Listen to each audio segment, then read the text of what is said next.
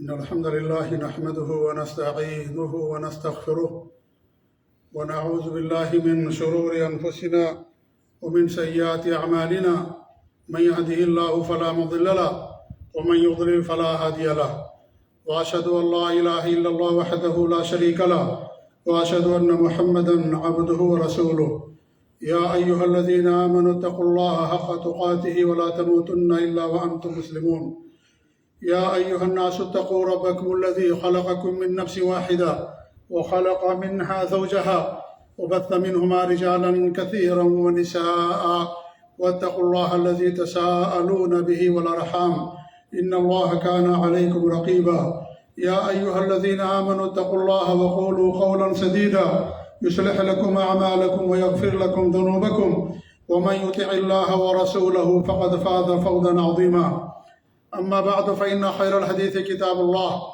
وخير الهدي هدي محمد صلى الله عليه وسلم وشر الأمور محدثاتها وكل محدثة بدعة وكل بدعة ضلالة وكل ضلالة في النار فأعوذ بالله السميع العليم من الشيطان الرجيم بسم الله الرحمن الرحيم إن الذين يؤذون الله ورسوله لعنهم الله في الدنيا والآخرة وأعد لهم عذابا مهينا وقال في موضع آخر إنا كفيناك المستهزئين وقال في موضع آخر إن شانئك هو الأبتر معزز و مکرم حاضرین جمعہ،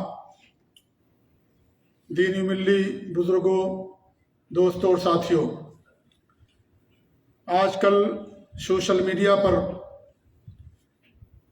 یہ بات بڑی گردش کر رہی ہے اور جو دشمنان اسلام ہیں، دین کے دشمن ہیں، وہ اللہ کے رسول صلی اللہ علیہ وسلم کی شان میں توہین اور گستاخی کرتے ہوئے ہمارے نبی نے عائشہ رضی اللہ تعالیٰ عنہا کے ساتھ جو شادی کی اور جب ان کی رخصتی ہوئی ان کی عمر 9 سال تھی اور ہمارے نبی کی عمر تقریباً 52 سال تھی، اس بات کو لے کر کے دشمنان اسلام کی طرف سے اعتراض کیا جاتا ہے اور نبی اکرم صلی اللہ علیہ وسلم کی شان میں گستاخی اور توہین کی جاتی ہے۔ آج کے اس خطبہ جمعہ میں ان کے اسی اعتراض کا ہم جواب دیں گے انشاءاللہ العزیز، لیکن قبل اس کے کہ ہم جواب ان کے شروع کریں، یہ بتا دینا چاہتے ہیں کہ جس نے بھی ہمارے نبی کی شان میں گستاخی اور توہین کی ہے اس کا انجام بہت برا ہوا ہے۔ وہ طبعی موت نہیں مرا، یا تو آگ میں جھلس کر کے وہ تباہ و برباد ہو گیا، یا تو درندوں، کتوں اور شیروں اور چوپایوں کی خوراک بنا، یا تو مجنون اور پاگل ہو کر کے مرا، یا کسی ایسی خطرناک بیماری کے اندر مبتلا ہو گیا جو علاج بیماری ہوتی ہے۔ یہ اللہ رب العالمین کی طرف سے ایسے لوگوں کے لیے سزا ہوتی ہے جنہوں نے ہمارے نبی کی شان میں گستاخی اور توہین کی ہے۔ پوری تاریخ بھری پڑی ہے، جس نے بھی ہمارے نبی کی شان میں کسی بھی حوالے سے گستاخی اور توہین کی اسے لوگوں کا انجام بہت برا ہوا ہے۔ یہ جو اعتراض کیا جاتا ہے، اور یہ بھی بتا دیں ہم آپ کو کہ کسی بھی نبی کی شان میں گستاخی کرنا حرام ہے، کفر ہے۔ ہم تمام نبیوں پر ایمان رکھتے ہیں، لا نفرق بین احد من رسلہ، اللہ کے جو بھی رسول ہیں، انبیاء ہیں، کسی کے درمیان تفریق نہیں کرتے، سب پر ایمان رکھتے ہیں۔ سب اللہ کے برگزیدہ اور منتخب بندے تھے جنہیں اللہ رب العالمین نے اپنا پیغام دنیا انسانیت تک پہنچانے کے لیے منتخب کیا۔ کسی کی بھی شان میں گستاخی کرنا حرام ہے، چاہے وہ عیسیٰ علیہ السلام ہوں، یا موسیٰ علیہ السلام، یا ابراہیم علیہ السلام، یا نوح علیہ السلام، یا حضرت آدم علیہ السلام، یا یعقوب اور لوط علیہ السلام، جتنے بھی انبیاء دنیا کے اندر آئے، رسول آئے، کسی کی بھی شان میں گستاخی کرنا شریعت کے اندر حرام اور ناجائز ہے۔ ہم تمام نبیوں کی تعظیم کرتے ہیں، سب کا ادب اور احترام کرتے ہیں، سب پر ایمان رکھتے ہیں۔ کسی ایک نبی پر ایمان نہ لانا، کسی ایک نبی کی نبوت کا انکار کر دینا، گویا کہ تمام نبیوں کا انکار کر دینا ہوتا ہے۔ ہمارا ایمان، ہمارا اسلام ہمیں سکھاتا ہے کہ جتنے بھی انبیاء دنیا کے اندر آئے، سب کے ساتھ ادب اور تعظیم سے پیش آؤ، سب کا ادب اور احترام کرو اور سب پر ایمان لاؤ۔ اسی وقت ایمان ہمارا مکمل ہوگا جب ہم تمام نبیوں پر ایمان لائیں گے۔ ہم کسی بھی نبی کی شان میں گستاخی کو حرام اور کفر سمجھتے ہیں. ہم نہیں جائز سمجھتے کہ عیسیٰ کی شان میں گستاخی کی جائے، موسیٰ کی شان میں علیہ السلام کی شان میں گستاخی کی جائے یا کسی اور نبی کی شان میں گستاخی کی جائے. یہ ہمارا اسلام ہمیں اس بات سے روکتا ہے اور قطعاً اس کی اجازت نہیں دیتا. اللہ رب العالمین نے فرمایا جو اللہ اور اس کے رسول کو تعظیم کو ایذا پہنچاتے ہیں لعنہم اللہ فی الدنیا والآخرہ، ایسے لوگوں پر دنیا اور آخرت میں اللہ کی لعنت ہوتی ہے. وَأَعَدَّ لَهُمْ عَذَابًا مُهِينًا، اور اللہ رب العالمین نے ایسے لوگوں کے لیے رسوا کن عذاب تیار کر رکھا ہے. اس طریقے سے اللہ فرماتا ہے اِنَّا كَفَيْنَاكَ الْمُسْتَهْزِئِينَ، اے نبی جو آپ کا استہزاء کرنے والے ہیں، مذاق اڑانے والے ہیں، توہین اور گستاخی کرنے والے ہیں، ہم ایسے لوگوں کے لیے کافی ہیں. ہم ان سے انتقام لینے کے لیے کافی ہیں. اور تاریخ شاہد ہے کہ ایسے لوگوں کو اللہ رب العالمین نے دردناک انجام سے دوچار کیا اور بہت ہی بری موت سے لوگ دوچار ہوئے. اللہ رب العالمین نے اپنے نبی کے لیے ایسے لوگوں کا انتقام لیا. ان شانیہ کا ہوا الابتر، اللہ فرماتا جو تیرے دشمن ہیں وہی تم بریدہ ہیں، انہی کا نشان مٹ جائے گا، انہی کا نام ختم ہو جائے گا، لیکن آپ کا نام ہمیشہ سے باقی ہو، قیامت تک باقی رہے گا. ورفعنا لک ذکرک، ہم نے آپ کے ذکر کو بلند کر دیا ہے. اذان ہوتی ہے، کلمہ اللہ کی وحدانیت کا اقرار کرنے کے بعد، اس کی گواہی دینے کے بعد نبی اکرم صلی اللہ علیہ وسلم کی رسالت کا کلمہ پڑھا جاتا ہے. اقامت کے اندر جب ایک مؤذن اقامت کہتا ہے تو اللہ رب العالمین کی وحدانیت کی گواہی دینے کے بعد نبی کی رسالت کا اقرار کرتا ہے. اللہ نے آپ کے ذکر کو بلند کر دیا ہے. آپ کی مثال آسمان میں سورج کی ہے. جو انسان سورج پر تھوکنے کی کوشش کرتا ہے، وہ آسمان کی رفعت کو، اس کی عظمت اور اس کی سچائی اور اس کی قدر و منزلت اور بلندی کو نقصان نہیں پہنچا سکتا. وہ نقصان پہنچاتا اپنی ذات کو، اپنے چہرے پر اس کا اپنے تھوکتا ہے اور اس کا تھوک اس کے چہرے پر واپس آ جاتا ہے. وہی مثال ہمارے نبی صلی اللہ علیہ وسلم کی ہے، تمام انبیاء کرام کی ہے. جو انبیاء کرام کی شان میں گستاخیاں کرتے ہیں، بطور خاص ہمارے نبی کی شان میں گستاخی کرتے ہیں، ایسے لوگوں کی مثال یہی ہے جو سورج پر تھوکنے والے کی مثال ہوتی ہے. اللہ ایسے لوگوں کے لیے کافی ہوتا ہے. دردناک عذاب کے اندر اللہ تعالیٰ ایسے لوگوں کو دوچار کرتا ہے. عائشہ رضی اللہ تعالیٰ عنہ کا دین اسلام کے اندر بڑا مقام اور مرتبہ ہے. یہ وقت نہیں ہے کہ ان کے مناقب اور فضائل کو میں آپ لوگوں کے سامنے بیان کروں. بڑی عظیم خاتون تھیں اور اسلام کے اندر جتنی بھی خواتین پیدا ہوئی ہیں سب سے زیادہ فقہ کے اندر، حکمت کے اندر، سوجھ بوجھ کے اندر سب سے زیادہ اونچا مقام رکھنے والی حضرت عائشہ رضی اللہ تعالیٰ عنہا ہیں. بڑے بڑے صحابہ کرام آپ کی طرف مسائل کے اندر رجوع کیا کرتے تھے. اللہ کے رسول صلی اللہ علیہ وسلم سوال کیا گیا. حضرت عمر بن عاص نے پوچھا اے رسول صلی اللہ علیہ وسلم سب سے زیادہ آپ کی نظر میں کون محبوب ہے؟ کہا عائشہ. پوچھا میں مردوں میں پوچھتا ہوں. کہا ان کے والد ابو بکر. کہا اس کے بعد کون؟ کہا عمر رضی اللہ تعالیٰ عنہ. میرے بھائیوں یہ مقام ہے عائشہ رضی اللہ تعالیٰ عنہ کا نبی اکرم صلی اللہ علیہ وسلم کے نزدیک کہ آپ تمام لوگوں میں آپ کے نزدیک سب سے زیادہ محبوب ہیں. ہمارے نبی نے فرمایا کہ فضل عائشہ علی النساء کفضل الثرید علی سائر الطعام. تمام عورتوں پر حضرت عائشہ کی فضیلت وہی ہے جو سرید کھانے کی فضیلت ہوتی ہے تمام کھانوں پر. لہذا حضرت عائشہ رضی اللہ تعالیٰ عنہ کا بہت ہی زیادہ اونچا مقام ہے. اللہ رب العالمین نے آپ کے لیے ان کو منتخب کیا. جیسا کہ حدیث کے اندر آتا ہے کہ اللہ کے رسول صلی اللہ علیہ وسلم کو خواب میں دکھایا گیا. 3 مرتبہ اپنے خواب میں دیکھا. حضرت عائشہ کو ریشم کے کپڑے میں ملبوس ہمارے نبی کو فرشتوں نے دکھایا اور کہا کہ یہ آپ کی بیوی ہیں. اللہ رب العالمین کا اختیار تھا. اللہ رب العالمین نے حضرت عائشہ کو ہمارے نبی صلی اللہ علیہ وسلم کی زوجیت کے لیے منتخب کیا. جبریل امین ان کو سلام کیا کرتے تھے. حضرت ہمارے نبی صلی اللہ علیہ وسلم نے فرمایا اے عائشہ جبریل علیہ السلام تشریف لائے ہیں اور وہ تم کو سلام کرتے ہیں. ہمارے نبی کی وفات ان کے گود کے اندر ہوئی. ہمارے نبی کی وفات ان کے حجرے کے اندر ہوئی. ان کے حجرے کے اندر ان کو دفن کیا گیا. اور اس طریقے سے آپ کی خواہش تھی کہ مرد الموت کے اندر آپ عائشہ رضی اللہ تعالیٰ عنہ کے گھر پر رہے. یہ ہمارے نبی کی شدید خواہش اور تمنا تھی. اس لیے میرے بھائیوں عائشہ رضی اللہ تعالیٰ عنہ کا بڑا اونچا مقام اور بہت اونچا مرتبہ ہے. آپ نے ان کے ساتھ شادی کیوں کی؟ جو اعتراض کیا جاتا ہے میرے بھائیوں یہ اعتراض آج کا نیا اعتراض ہے. یہ آج کا نیا اعتراض ہے. ہمارے نبی کے دشمنوں نے 1300 سال یا 1200 سال کے عرصے تک ہمارے نبی کے اوپر کسی نے اعتراض نہیں کیا. نہ آپ کے دشمنوں نے، نہ کفار مکہ نے، نہ قریش نے، نہ کسی نے آپ کے اوپر اعتراض کبھی نہیں کیا تھا کہ ہمارے نبی نے ایسی لڑکی شادی کی جس کی عمر بہت کم تھی. یہ اعتراض آج 100 سالوں کے اندر کیا جانے لگا، اس سے پہلے اعتراض نہیں کیا جاتا تھا. جب اسلام آج بڑی تیزی کے ساتھ پھیلتا جا رہا ہے، اگرچہ مسلمان مظلوم ذلت میں ہیں، پستی میں ہیں، لیکن اسلام بلند ہے اور قیامت تک بلند رہے گا. اسلام سچا دین ہے، اللہ رب العالمین کا بھیجا ہوا دین ہے. اسلام کی نشر و اشاعت سے خائف ہو کر کے یورپ اور دشمنان اسلام نے جب اور کچھ انہیں نہیں ملا، انہوں نے اللہ کے رسول صلی اللہ علیہ وسلم کی شان میں اس طرح کی گستاخی کرنا شروع کیا اور اس آپ پر اعتراض کرنا شروع کیا. ورنہ کسی قریش نے، کسی شخص نے اور کسی کافر اور کسی دشمن نے آپ کے اوپر کبھی اعتراض نہیں کیا. لوگوں نے آپ کو جادوگر کہا، لوگوں نے آپ کو جھوٹا کہا، لوگوں نے آپ کو شاعر کہا، لوگوں نے آپ کو مجنون کہا، لوگوں نے آپ کو بیمار کہا، لوگوں نے اور بھی آپ پر اعتراض کیے، لیکن کسی بھی کافر نے آپ پر اعتراض نہیں کیا کہ آپ نے 9 سال کی بچی سے شادی کیوں کیا. اس زمانے کے اندر یہ چیزیں عام تھی، لوگ اس طریقے سے کیا کرتے تھے، سارے لوگوں کی ہر چیز عام تھی. لہذا جن حالات میں جو چیز جائز ہو اور جن حالات میں لوگ کرتے ہو، اسے بعد کے حالات میں اس پر اعتراض نہیں کیا جا سکتا ہے. میں ایک مثال دے کر کے آپ کو سمجھاؤں. آج دنیا ترقی کر چکی ہے، پہلے لوگ گدھوں پر چلا کرتے تھے.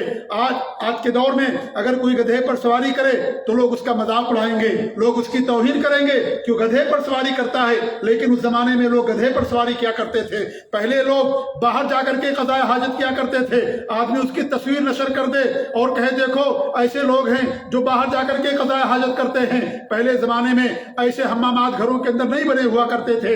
آج بھی بہت سارے علاقوں کے اندر لوگ جا کر کے باہر قضاء حاجت کرتے ہیں. اب اس کو بنیاد بنا کر کے انسان جا کر کے کسی پر اعتراض کرے تو میرے بھائی اعتراض نہیں ہو سکتا ہے. اللہ کے رسول کے زمانے میں یہ چیز عام تھی اور لوگ شادیاں کیا کرتے تھے، جیسا کہ آگے چل کر کے میں انشاءاللہ آپ کے سامنے بیان کرنے کی کوشش کروں گا. بہرحال یہ جو اعتراض کیا جاتا ہے، اعتراض ذرات سے زیادہ، مکڑی کے گھر سے زیادہ اس کی حیثیت نہیں ہے. بہت کمزور اعتراض اور شبہ ہے، اس کی کوئی حقیقت نہیں ہے اور کبھی بھی یہ اعتراض اس لائق نہیں رہا کہ میرے بھائیوں جو آپ کی مقام کو اور آپ کی مرتبے کو کم کرنے والا ہو. نمبر 1، اللہ رب العالمین نے آپ کے لیے ان کی حضرت عائشہ کو منتخب کیا. نبی نے خواب میں دیکھا، 3 مرتبہ آپ نے خواب میں دیکھا کہ حضرت عائشہ رضی اللہ تعالیٰ عنہ کو ہمارے نبی کے سامنے پیش کیا گیا اور کہا گیا تمہاری بیوی، جیسا کہ صحیح بخاری مسلم کی روایت ہے. تو اللہ رب العالمین کا انتخاب تھا، اللہ تعالیٰ کی پسند تھی کہ حضرت عائشہ آپ کی زوجہ بنے، حضرت عائشہ آپ کی بیوی بنے. یہ اللہ رب العالمین کا اختیار تھا، اس لیے آپ نے حضرت عائشہ رضی اللہ عنہ سے شادی کی. نمبر 2، ابو بکر رضی اللہ عنہ کی خواہش تھی، ان کے پورے خاندان کی خواہش تھی. اس میں کوئی زبردستی نہیں تھی، نہ حضرت عائشہ پر کوئی زبردستی تھی، نہ ابو بکر صدیق رضی اللہ عنہ پر کوئی زبردستی تھی، بلکہ ان کی خواہش تھی کہ ہمارے نبی، ہماری بیٹی کی شادی اللہ کے رسول صلی اللہ علیہ وسلم کے ساتھ ہو. آج کسی ملک کا کوئی بادشاہ ہو اور کسی آدمی کے پاس جائے اور کہے میں تمہاری بیٹی کے ساتھ شادی کرنا چاہتا ہوں، یہ اس کے لیے سعادت کی بات ہوگی. کون انکار کرے گا کہ ہماری بیٹی کی شادی بادشاہ وقت سے نہ ہو؟ یہ نبی ہیں، نبیوں میں سب سے افضل ہیں. نبی کا کتنا اونچا مقام مرتبہ ہوتا ہے. اگر نبی خواہش ظاہر کرے کہ میں تمہاری بیٹی کے ساتھ شادی کرنا چاہتا ہوں، یہ سعادت کی بات ہوتی ہے. کون انکار کر سکتا؟ میرے بھائیوں، آج میں سوال کرنا چاہتا ہوں، آج عیسیٰ علیہ السلام اگر زندہ ہوں، آئیں دنیا کے اندر اور کہیں کہ میں فلاں کے ساتھ شادی کرنا چاہتا ہوں، کیا کوئی انکار کر سکتا ہے؟ کوئی نہیں انکار کر سکتا. ہمارے نبی صلی اللہ علیہ وسلم اگر زندہ ہو جائے اور آئے اور کہیں کہ میں فلاں کے ساتھ میں شادی کرنا چاہتا ہوں، کوئی اس کو انکار نہیں کر سکتا. یہ اس کے لیے سعادت کی بات ہوتی ہے. اس لیے میرے بھائیوں، یہ سعادت اور خوش نصیبی کی بات تھی کہ ہمارے نبی نے حضرت عائشہ رضی اللہ تعالیٰ کے ساتھ شادی کی. ان کی خواہش تھی، ان کا اور سب کی خواہش تھی، اس کے اندر کوئی زور زبردستی نہیں کی گئی تھی. نمبر 3، اللہ کے رسول صلی اللہ علیہ وسلم جو ابو بکر صدیق سے محبت کرتے تھے، ابو بکر صدیق کی جو خدمات ہیں، جو قربانیاں ہیں دین اسلام کے حوالے سے، اس کے صلے میں آپ نے ان کی بیٹی کے ساتھ شادی کی. اور یہی نہیں بلکہ آپ نے پورے خاندان کے جو بھی بڑے اس طرح کے لوگ تھے، سب سے آپ نے ہر طرح کی عورتوں سے آپ نے شادی کی ہے. آپ نے ایک باقرہ عورت سے شادی کی، کنواری حضرت عائشہ سے. اور آپ کے جو دشمن تھے ابو سفیان، جو فتح مکہ کے موقع پر انہوں نے اسلام قبول کیا، جنہوں نے آپ کے خلاف جنگوں کے اندر قیادت کی، جنگوں کے اندر انہوں نے نبی کے خلاف قیادت کی اور سربراہی کی. ابو سفیان یہ جا کر کے فتح مکہ کے موقع پر اسلام قبول کرتے ہیں. آپ ان کی بیٹی سے بھی شادی کی تھی جن کا نام رملہ تھا رضی اللہ تعالیٰ عنہ. اور اس طریقے سے جو یتیم تھے یا اس طریقے جو بیوائیں تھیں اور جو مطلقہ تھیں جن کے شوہروں کا انتقال ہوا جایا کرتا تھا یا جو طلاق یافتہ ہوا کرتی تھی، آپ سے عمر میں زیادہ تھی، بوڑھی تھی، سن رسیدہ تھی، یتیموں اور غریبوں کا خیال رکھنے والی، صدقات و خیرات کے اندر اونچا مقام رکھنے والی تھی. آپ نے ہر طرح کی خواتین سے شادی کیا. لہذا اسی کے پیش نظر آپ نے حضرت عائشہ رضی اللہ تعالیٰ عنہ سے بھی شادی کی. نمبر 4، یہ حضرت عائشہ رضی اللہ تعالیٰ عنہ بچی نہیں تھی، بالغ ہو گئی تھی.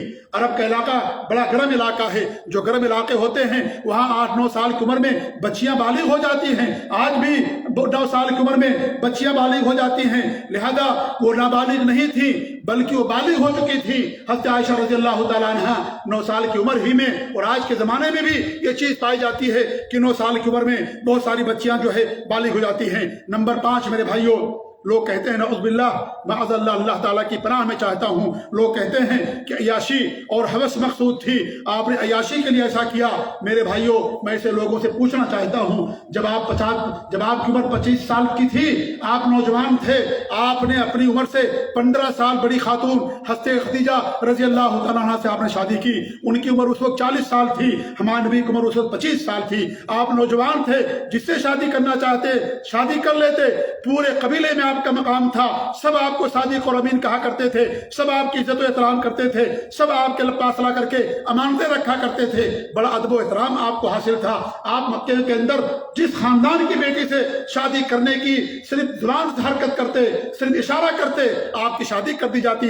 لیکن آپ نے 40 سالہ خاتون جو 2 مردوں سے جو ہے وہ کیا نام ہے بیوہ تھی، ایک مرد سے شادی کی، ان کا بھی انتقال ہو گیا، دوسری شادی کی، ان کے دوسرے شوہر کا بھی انتقال ہو گیا. 2 بار کی بیوہ تھی حضرت خدیجہ رضی اللہ تعالیٰ عنہ، اور ان دونوں سے ان کی اولاد تھی. اس کے باوجود بھی نبی اکرم صلی اللہ علیہ وسلم نے حضرت خدیجہ رضی اللہ تعالیٰ عنہ، ہمارے نبی کی عمر 25 سال اور ان کی عمر 40 سال تھی، اس سے شادی کیا. اگر عیاشی کرنا تھا نعوذ باللہ، اللہ کی پناہ، اللہ کی لعنت ہو ایسے لوگوں پر جو اس طرح کی بے جا الزامات ہمارے نبی صلی اللہ علیہ وسلم کے اوپر کرتے اور اس طرح کتاب کی شان کے اندر گستاخیاں کرتے ہیں. اللہ کے رسول صلی اللہ علیہ وسلم کو اگر عیاشی مقصود ہوتی تو آپ 40 سال کی عورت سے شادی نہیں کرتے. اور یہی نہیں، جب تک حضرت خدیجہ زندہ رہی آپ نے کوئی شادی نہیں کی. آپ نے پوری جوانی حضرت خدیجہ کے ساتھ گزار دیا. 50 سال ہمارے نبی کی عمر ہوتی ہے، 65 سال کی حضرت خدیجہ پہنچتی ہیں، 65 سال کی عمر میں ان کی وفات ہوئی. اس وقت تک آپ نے کوئی شادی نہیں کی. 25 سال تک ہمارے نبی کے ساتھ رہی حضرت خدیجہ رضی اللہ تعالیٰ عنہ. 50 سال کے ہو گئے ہمارے نبی صلی اللہ علیہ وسلم، کوئی آپ نے شادی نہیں کی. اگر آپ کو نعوذ باللہ عیاشی اور ہوس مقصود ہوتی تو کیا اور کسی بیٹی سے اور لڑکی سے آپ شادی نہیں کرتے؟ پورے 25 سال جوانی کے آپ نے حضرت خدیجہ کے ساتھ گزار دیے. حضرت خدیجہ آپ سے عمر سے 40 سال بڑی تھی، ان کے ساتھ آپ نے گزار دیا.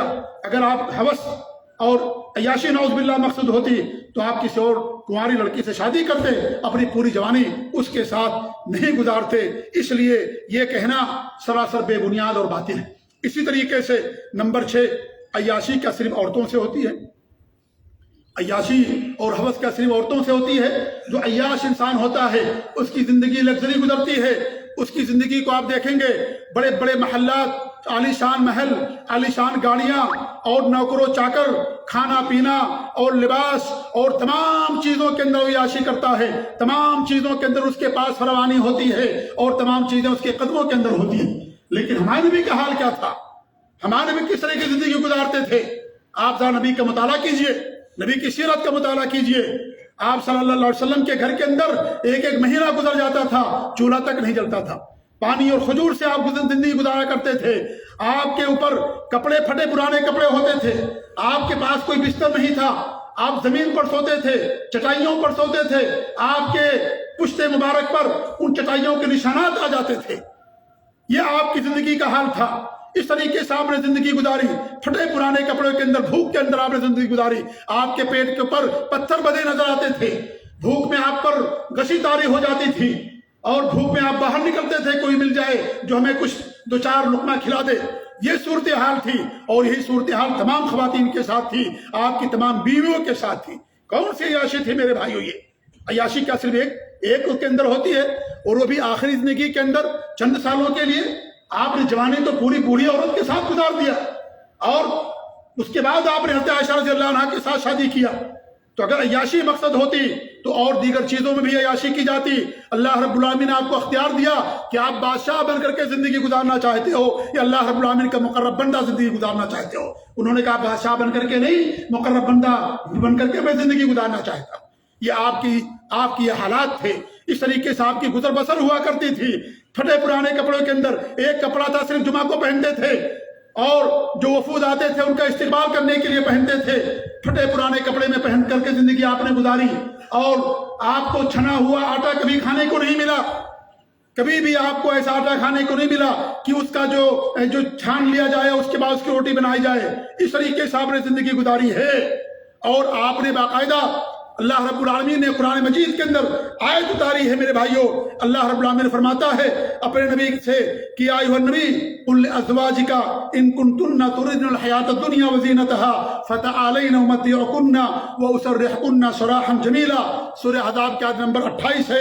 अल्लाह ताला फरमाता है नबी अपनी बीवियों से आप कह दीजिए अगर तुम्हें दुनिया की जिंदगी चाहिए, दुनिया की जीनत चाहिए, हमारे पास आओ, मैं तुम्हें कुछ दे देता हूँ, और तुम लोगों को मैं छोड़ देता हूँ, तुम लोगों को मैं तलाक देता हूँ। जाओ, अगर तुम्हें ऐशो इशरत चाहिए, अगर तुम्हें खाने पीने के अंदर फरमानी चाहिए, नौकर और चाकर तुम्हें चाहिए, आओ मैं तुम्हें तलाक दे देता हूँ, तुम जाओ, मैं तुम्हें छोड़ देता हूँ। लेकिन अगर हमारे साथ रहना है तो आपको इसी तरीके से बसर करना पड़ेगा, आपको इसी के साथ रहना पड़ेगा, यही जिंदगी गुजारनी पड़ेगी। फक्र फाका की जिंदगी, भूख वाली जिंदगी, जमीन पर सोने वाली जिंदगी, यही जिंदगी गुजारनी पड़ेगी। अगर आपको अल्लाह और उसका रसूल प्यारा है तो आप हमारे साथ रहो, अगर दुनिया की जिंदगी चाहिए तो आओ मैं तुमको तलाक दे देता हूं। ये हमारे नबी ने फरमाया। कौन से ऐशो इशरत थी मेरे भाइयों? और घर भी कैसा था मालूम है? इतना छोटा सा मकान, खजूर के दरख्तों पर और तनों पर बना हुआ मकान। हज़रत आयशा के हुजरे में 3 लोगों को दफन किया गया, जगह पूरी हो गई।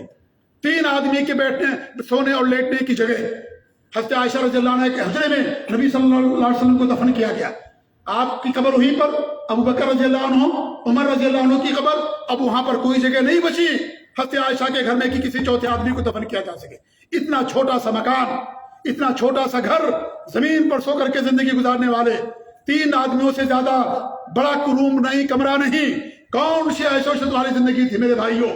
एक मरतबा आप सल्लल्लाहु अलैहि वसल्लम सो करके उठे, आपके पीठ के ऊपर निशानात चढ़ाइयों के पड़े हुए थे। उमर फारूक रोने लगे, कहा अल्लाह के रसूल सल्लल्लाहु अलैहि वसल्लम अल्लाह के बंदे हैं, आप अल्लाह के नबी हैं, ये कैसरो किसरा के लोग बहुत आराम करते हैं और रोशम और सोने के लिबास और कपड़े और जो है सारी चीजें पहनते हैं, आप अल्लाह के नबी होकर के भी आपके पुश्ते मुबारक पर ये सारे निशानात देख करके मुझे बहुत तकलीफ होती है। हमारे नबी ने क्या फरमाया? ऐ उमर, ये सारी चीजें उनके लिए दुनिया में हैं, हमारे लिए आखिरत के अंदर। आपने आखिरत को तरजीह दी, आखिरत की आपने फिक्र की, दुनिया को ठोकर मार दिया आपने। तो दुनिया में कौन सी ऐशो इशरत आपने किया? कौन सी आपने हौसलानी की? कौन सी आशी की नौज़ बिल्लाह आपने, जो आज आप पर इल्जाम लगाया जाता है कि आपने आशी का ऐसा किया? ऐसी कोई बात नहीं थी। ये बेबुनियाद बात है। ये उन लोगों की बात है जो बेशर्म लोग हैं और जिनका अल्लाह, और जो बेगैरत लोग हैं वो इस तरह की ऐसी हरकतें करते हैं। वरना इनके अंदर, इस एतराज के अंदर मेरे भाइयों कोई दम नहीं है। ऐसे ही नंबर 7, ये एतराज हमारे नबी पर किसी ने नहीं किया था। ये एतराज हमारे नबी पर किसी ने नहीं किया था। किसी मक्का के मुशरिक ने एतराज नहीं किया, किसी यहूदी ने एतराज नहीं किया, किसी दुश्मन ने आप पर एतराज नहीं किया, बल्कि हमारे नबी की वफात पर 1200 साल का अरसा गुजर गया, उस वक्त तक किसी ने हमारे नबी पर एतराज नहीं किया। जब इस्लाम की वसात होने लगी, इस्लाम की नशर व इशाअत होने लगी, इस्लाम की आवाजें यूरोप के कलीसियाओं से, अफ्रीका के सहराओं और तपती हुई एकदारों से पहुंचने लगी, उन लोगों ने इस्लाम के अंदर कीड़े निकालना शुरू किया और एतराज करना शुरू किया ताकि इस्लाम की नशर व इशाअत पर रोक लगाया जा सके, इस्लाम की नशर व इशाअत पर पाबंदी हो सके। इसलिए उन्होंने इस तरह की बातें कही, वरना ये चीज कभी काबिल एतराज नहीं बनी और कभी इस तरह का एतराज नहीं किया गया। किसी भी मुशरिक ने हमारे नबी पर एतराज नहीं किया कि तुमने 9 साल की लड़की से शादी की है, किसी ने एतराज नहीं किया। और ये उस जमाने में आम था, उस जमाने में आम था। हमारे नबी सल्लल्लाहु अलैहि वसल्लम के दादा अब्दुल मुत्तलिब, उनके सबसे छोटे बेटे अब्दुल्ला, जो हमारे नबी के वालिद, जब अब्दुल्ला की शादी होती है मदीने के अंदर आमिना से, اسی وقت ہمارے نبی کے دادا عبد المطلب نے بھی آمنہ بنت وہب کی چچزاد بہن تھے جن کا نام حالہ تھا، اسی وقت شادی کی. وہ دادا کی عمر کے تھے. بیٹے کی بھی شادی ہو رہی ہے اور باپ کی بھی شادی ہو رہی ہے، اور دو بہو کی بھی عمر اور اپنی اور بیوی کی عمر، دونوں کی عمر تقریباً برابر ہے، کوئی زیادہ فرق نہیں ہے، دونوں کی عمر برابر. عبد المطلب دادا کی عمر کو پہنچ چکے تھے. بیٹے کی شادی کی مدینے کے عبداللہ کی، اپنے سب سے چھوٹے بیٹے جو ہمارے نبی کے والد تھے، اسی وقت اپنی بھی شادی کی، اور دونوں کی عمریں سیم تھی، ایک ہی عمر کی دونوں عورتیں تھیں. اس زمانے میں چیز عام تھی میرے بھائیوں، کبھی کسی نے اعتراض نہیں کیا. خود عمر فاروق رضی اللہ تعالیٰ عنہ نے اپنی بیٹی حفصہ رضی اللہ تعالیٰ عنہ کا پیغام ابو بکر صدیق کو دیا، کہا میں اپنی بیٹی کی شادی تمہارے ساتھ کرنا چاہتا ہوں. ابو بکر حضرت عمر رضی اللہ عنہ سے 2.5 سال بڑے تھے، ان کی بیٹی تھی، اپنی بیٹی کو شادی میں پیغام کے لیے دیا کہ میں اپنی بیٹی کی شادی تمہارے ساتھ کرنا چاہتا ہوں. ابو بکر رضی اللہ عنہ نے انکار کر دیا، کوئی بات ظاہر نہیں کہ انہوں نے کوئی جواب نہیں دیا. حضرت عمر ناراض بھی ہو گئے، کہا تم نے کوئی جواب نہیں دیا. حضرت ابو بکر نے کیوں نہیں جواب دیا معلوم؟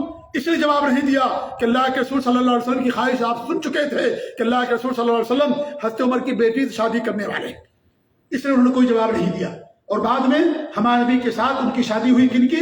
حفصہ رضی اللہ تعالیٰ عنہ، جو عمر رضی اللہ تعالیٰ عنہ کی بیٹی ہیں. حفصہ رضی اللہ تعالیٰ عنہ، خود عمر رضی اللہ تعالیٰ عنہ نے علی رضی اللہ تعالیٰ عنہ کی بیٹی شادی کی. عمر رضی اللہ عنہ کتنے بڑے تھے علی رضی اللہ عنہ سے؟ پتا ہے، تقریباً 25-30 سال ان سے بڑے تھے. حضرت عمر کی شادی ہوتی کن سے؟ حضرت علی رضی اللہ تعالیٰ عنہ کی بیٹی ام کلثوم سے حضرت عمر نے شادی کی. کتنا فرق ہے دونوں کی عمر میں. بیٹا باپ بھی دلہن یا بیوی کا بیٹا جو باپ ہے وہ شوہر سے 25 سال چھوٹا ہے، 30 سال چھوٹا ہے، لیکن اس کے باوجود بھی علی رضی اللہ تعالیٰ عنہ نے اپنی بیٹی کی شادی عمر فاروق سے کی. اس زمانے میں اعتراض نہیں ہوتا تھا، نہیں اعتراض کیا جاتا تھا، اور اس طرح کی شادیاں عام تھیں، اس لیے کبھی اس پر کوئی اعتراض نہیں کیا میرے بھائیوں. آج کے زمانے میں لوگ اس طرح کا اعتراض کرتے ہیں کہ یہ ساری باتیں کیا ہیں؟ یہ سب بے بنیاد باتیں ہیں، اور یہ ساری باتیں اس کی کوئی حقیقت نہیں ہے. نمبر 8، حضرت عائشہ کی عمر بہت کم تھی، 9 سال کی تھی جب ہمارے نبی کے ساتھ ان کی رخصتی ہوئی. بہت زیادہ ذہین تھی، فطین تھی، بہت زیادہ حکمت والی، سوجھ بوجھ والی تھی، اور یہ اللہ رب العالمین کی حکمت تھی کہ ہمارے نبی کی شادی ان کے ساتھ کرائی گئی.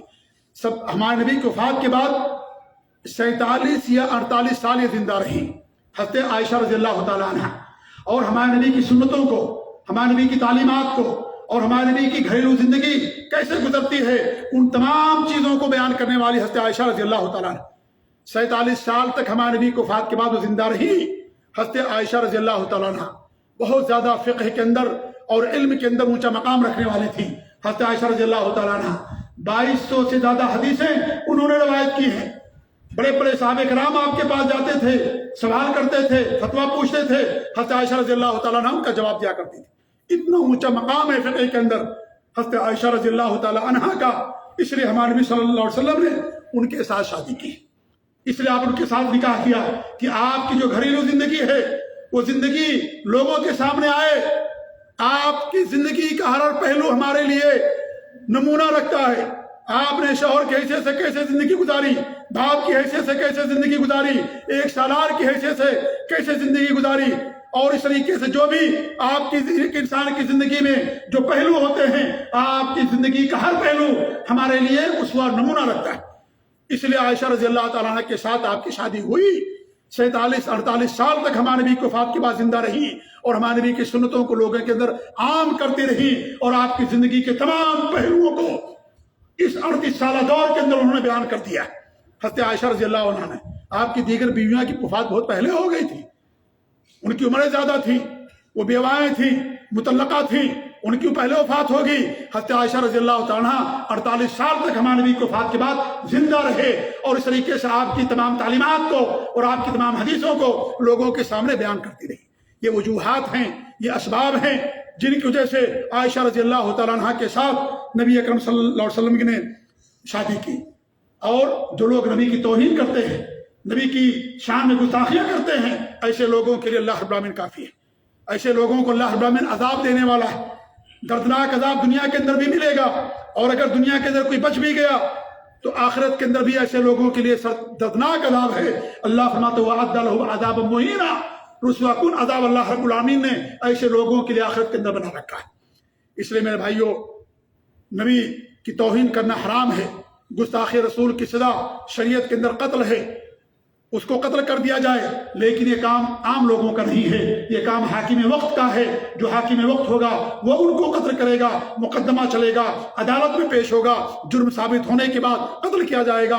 ہمارا کام کسی کو قتل کرنا نہیں ہے، ہمارا کام نبی کا دفاع کرنا، نبی کی سنتوں کو عام کرنا، ان کی سنتوں پر عمل کرنا اور اعتراضات کا جواب دینا اور آپ کی تعلیمات کو اپنی زندگی میں نافذ کرنا، یہ ہمارا کام ہے۔ اور جو ایسے سرپسند لوگ ہیں، جو ایسے قسم کے لوگ ہیں، ان کی باتوں کو حاکم وقت تک پہنچانا اور ان کو کیفیت کردار تک پہنچانے کی کوشش کرنا، لیکن کسی کو قتل کرنا، قانون ہاتھ میں لینا، یہ عام لوگوں کے لیے نہیں ہے، یہ حاکم وقت کے لیے ہے۔ اگر حاکم وقت نے سزا دیا الحمدللہ، اگر نہیں دیا ایک دن موجود ہے، آخرت موجود ہے، وہاں ایسے لوگوں کی سزا ملے گی۔ لہذا قانون ہاتھ میں لینا، یہ اسلام ہمیں اس بات کی اجازت نہیں دیتا ہے۔ اللہ تعالیٰ سے دعا ہے کہ اللہ رب العالمین جو بھی نبی کی شان میں گستاخیاں کرتے ہیں، اللہ تعالیٰ ان کی زبانوں کو شل کر دے، اللہ تعالیٰ ان کے ہاتھوں کو اللہ برباد کر دے، اللہ تعالیٰ ایسے لوگوں کو دوسرے لوگوں کے لیے عبرت ناک بنا دے، اللہ تعالیٰ انہیں ایسی سزائیں دے دے کہ دوسرے لوگوں کو لیے عبرت بن جائیں، دوسرے لوگوں کے لیے وہ نصیحت کا ذریعہ بن جائیں۔